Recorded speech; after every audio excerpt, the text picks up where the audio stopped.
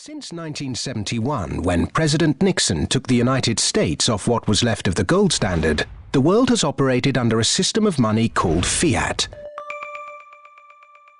The dollar, the pound, the euro are all government fiat currencies. Fiat is a Latin word meaning let it be so. It is the law that this government currency be money.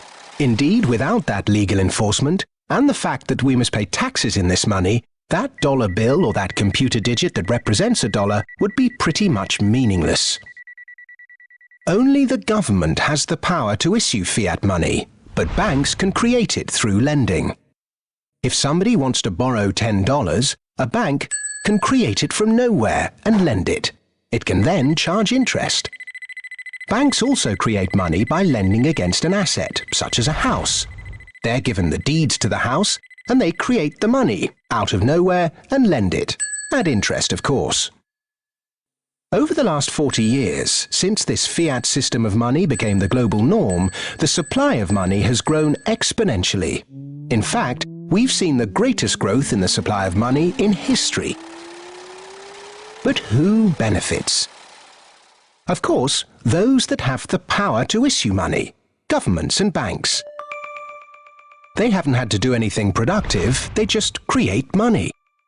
Then those companies and individuals that get this money early. They can spend it before the prices of the things they want to buy have risen to reflect the new money in circulation.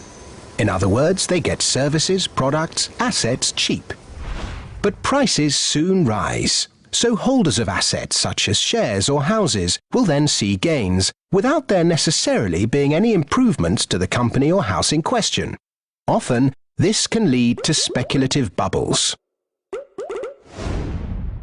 Who gets this money early?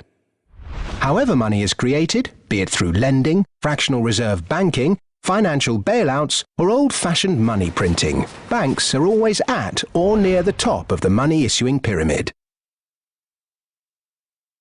Next come corporations who borrow large sums. Those on lucrative government contracts for new ventures, particularly overseas. Banks' associate companies and partners. Those that borrow early and at low rates. And the bank's senior employees. They all quickly get their share of the pie. In some cases, this will come in the form of bonuses. But what about those at the bottom of the pyramid? Those on fixed wages or incomes? Those who live in remote areas? Or those with savings? By the time this newly created money has filtered down to them, the prices of the things they want to buy have increased. Their savings buy them less, however, and their wages remain largely unchanged. In some cases, they have to take on debt just to be able to afford the things they were previously able to buy, which means they have to go back to the banks. In reality, this process of creating money only redistributes wealth from the bottom to the top of the pyramid, and thus that ever-increasing gulf between rich and poor gets bigger and bigger and bigger.